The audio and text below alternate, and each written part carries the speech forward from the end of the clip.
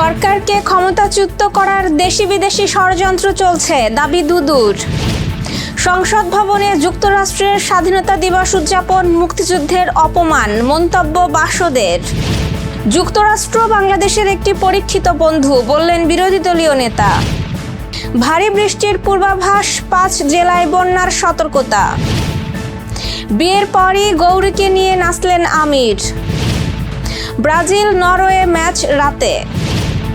খামেনির শেষ বিদায়ে কোরআনের আয়াত দিয়ে বিশ্বকে কঠিন বার্তা দিল ইরান।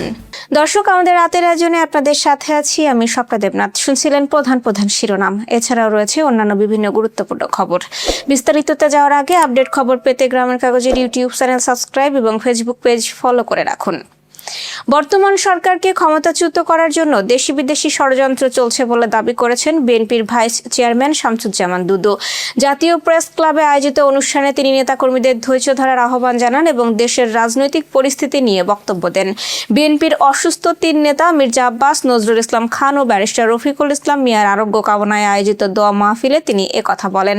শামসুজ্জামান দুদু আরও বলেন, আমাদের প্রধানমন্ত্রী তারেক রহমান শহীদ জিয়া এবং বেগম খালেদা জিয়ার উত্তরাধিকার। তার মধ্যে কোনো প্রতিহিংসা নেই, অথচ এই পরিবারেই সবচেয়ে বেশি প্রতিহিংসার শিকার হয়েছে।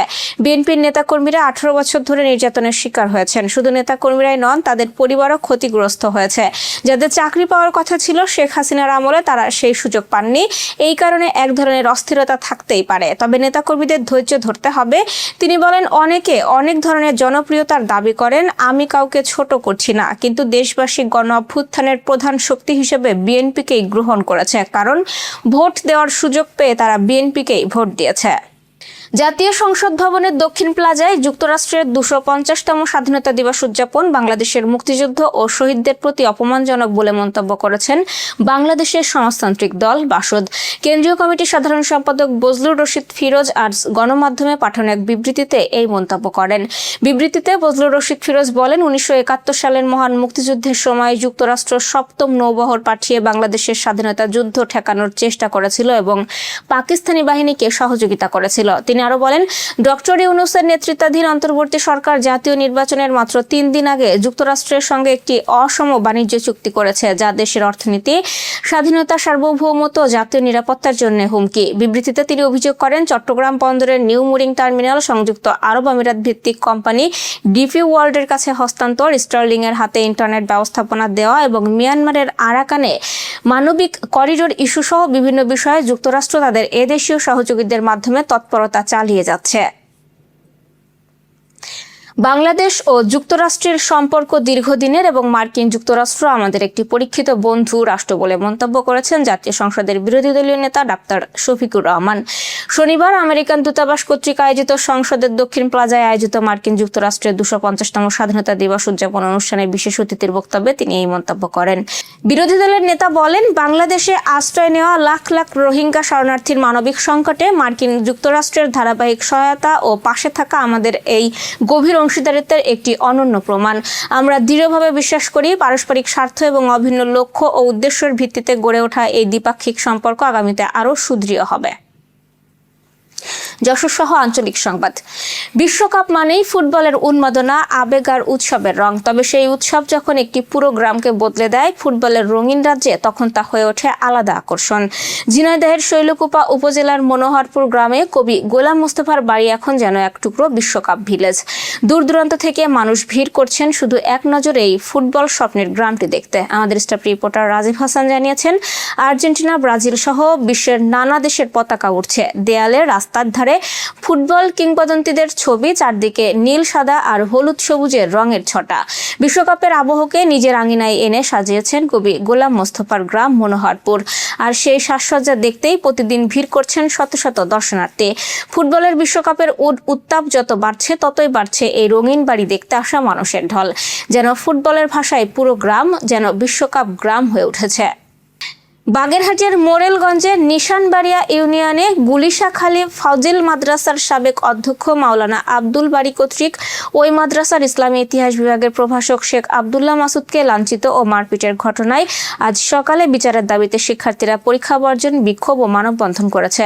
মাদ্রাসার মূল ফটকের সামনে সড়কে পরীক্ষা বর্জন করে ঘণ্টাব্যাপী এই মানববন্ধন ও বিক্ষোভ করেন মাদ্রাসার শিক্ষক, অভিভাবক ও 5 শতাধিক শিক্ষার্থী। আবহাওয়ার সংবাদ।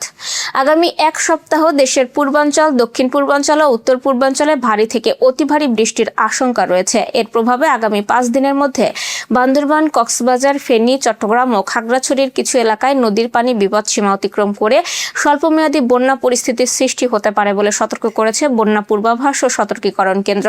আজ বাংলাদেশ পানি উন্নয়ন বোর্ডের বন্যা পূর্বাভাস ও সতর্কীকরণ কেন্দ্রের নির্বাহী প্রকৌশলী সর্দার উদয় রায়হান এক বিশেষ বার্তায় এসব তথ্য জানিয়েছেন। পূর্বাভাসে বলা হয়েছে 5 জুলাই থেকে 12 জুলাই পর্যন্ত অথবা সন্নিহিত সময়ে সিলেট, ময়মনসিংহ, চট্টগ্রাম বিভাগ ও তৎসংলগ্ন ভারতের মেঘালয়, আসাম, বরাক অববাহিকা, ত্রিপুরা ও মিয়ানমারের পার্বত্য ও উপকূলীয় এলাকায় স্বাভাবিকের তুলনায় 100 থেকে 150 মিলিমিটার বা তারও বেশি বৃষ্টিপাত হতে পারে। কোথাও কোথাও মোট বৃষ্টিপাতের পরিমাণ 350 থেকে 500 মিলিমিটার পর্যন্ত পৌঁছাতে পারে। বিশেষ বার্তায় বলা হয়েছে 5 থেকে 10 জুলাই গোমতী, মুহুরী, ফেনী, সোলোনিয়া, হালদা, সাঙ্গু ও মাতামুহুরী নদীর পানি দ্রুত বৃদ্ধি পেয়ে বান্দরবান, কক্সবাজার, ফেনী, চট্টগ্রাম ও খাগড়াছড়ির কিছু স্থানে বিপদসীমার ওপর দিয়ে প্রবাহিত হতে পারে। এতে নদী সংলগ্ন নিম্নাঞ্চলে কোথাও কোথাও স্বল্পমেয়াদী বন্যা পরিস্থিতির সৃষ্টি হতে পারে। এছাড়াও লক্ষ্মীপুর ও নোয়াখালীর নদী সংলগ্ন নিম্নাঞ্চলের কিছু এলাকায় সাময়িকভাবে প্লাবিত হতে পারে। বিনোদন জগতের সংবাদ। দীর্ঘ 2 বছরেরও বেশি সময় চুটিয়ে প্রেম করার পর প্রেমিকা গৌরী স্প্রাটের সঙ্গে বিবাহ বন্ধনে আবদ্ধ হয়েছেন আমির খান। আজ মুম্বাইয়ের বান্দ্রায় আমিরের নিজস্ব বাসভবনে একেবারে ঘরোয়া ও সুশৃঙ্খল পরিবেশে তাদের বিয়ের আনুষ্ঠানিকতা সম্পন্ন হয়। পরিবার এবং ঘনিষ্ঠ বন্ধুদের উপস্থিতিতে আইনি উপায়ে বিয়ের রেজিস্ট্রি সম্পন্ন করেন এই তারকা জুটি। বিয়ের আনুষ্ঠানিকতা শেষে উপস্থিত সবার করতালির মাঝে নাচে মেতে ওঠেন আমির ও গৌরী। একে অপরকে জড়িয়ে ধরে রোমান্টিক নাচের সেই মুহূর্ত তাদের মুখে ছিল আনন্দের অমলিন হাসি। এই ভিডিও এখন ভাইরাল হয়েছে। খেলার সংবাদ। হারলে বিশ্বকাপ থেকে বিদায়, জিতলে মিলবে কোয়ার্টার ফাইনালে খেলার টিকিট। শেষ 16 লড়াইয়ে নামার আগে ব্রাজিলের সামনে এমনই সমীকরণ। হেক্সামিশনে কঠিন এই সত্য সামনে রেখেই আজ নরওয়ের বিপক্ষে মাঠে নামছে সেলেসাওরা।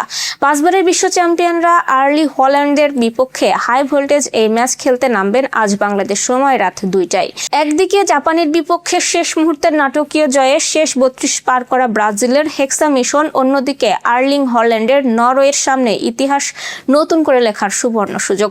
কাগজে কলমে ব্রাজিল ফেভারিট হলেও ইতিহাস কিন্তু আজ সাম্বা বয়দের পক্ষে কথা বলছে না।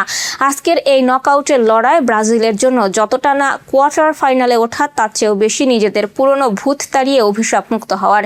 ফুটবল ইতিহাসে নরওয়ের বিপক্ষে এখন পর্যন্ত 4 বার মুখোমুখি হয়েও কখনো জয়ের মুখে দেখেনি সেলেসাওরা, যার মধ্যে সবচেয়ে বড় ক্ষত হয়ে আছে 1998 বিশ্বকাপের গ্রুপ পর্বে নরওয়ের কাছে 2-1 গোলের সেই বিখ্যাত পরাজয়। Renesa hospital and diagnostic centre. রেনেসাতেই মিলছে কম খরচে উন্নত সেবা, তাই নিশ্চিন্তে আমাদের সেবা নিন, সুস্থ থাকুন। Renaissance hospital and diagnostic centre, সদর হাসপাতাল মোড়, দরাটানা, যশোর। দর্শক, শেষ করব আন্তর্জাতিক সংবাদ দিয়ে। তেহরানের গ্র্যান্ড মোসাল্লায় উপচে পড়া শ্রদ্ধার মধ্য দিয়ে প্রয়াত সাবেক সর্বোচ্চ নেতা আয়াতুল্লাহ আলী খামেনির শেষ বিদায়ের আনুষ্ঠানিকতা চলছে। বিশ্বের বিভিন্ন দেশ ইতোমধ্যেই তেহরানে তাদের প্রতিনিধি দল পাঠিয়েছে। তবে এই শোকের আবহকে ইরান একটি সুপরিকল্পিত কূটনৈতিক মঞ্চ হিসেবে ব্যবহার করছে, যার মূল লক্ষ্য হলো যুক্তরাষ্ট্র ও ইসরায়েলে চাপিয়ে দেওয়া এই যুদ্ধে তেহরানি যে বিজয়ী হয়েছে তা বিশ্বমঞ্চে ফুটিয়ে তোলা। খামেনির জানাজা ঘিরে তেহরানে মেট্রোতে রেকর্ড যাত্রীর ঢল নেমেছে। এর অংশ হিসেবে বিদেশি সরকারি প্রতিনিধি দলগুলো যখন খামেনি ও তার নিহত পরিবারের কফিনে শ্রদ্ধা জানাতে আসছিল, তখন ব্যাকগ্রাউন্ডে অত্যন্ত সতর্কতার সঙ্গে নির্দিষ্ট কিছু পবিত্র কোরআনের আয়াতও বাজানো হচ্ছিল। দর্শক, এই ছিল আজকে রাতের আয়োজন। এরপর সকালের খবর দেখার আমন্ত্রণ জানাচ্ছি। বিদ্যুৎ ব্যবহারে সাশ্রয়ী হন এবং সেই সাথে সচেতন হন পানির অপচয় রোধে এবং হাম ও মশাবাহিত রোগ সম্পর্কে। শুভরাত্রি।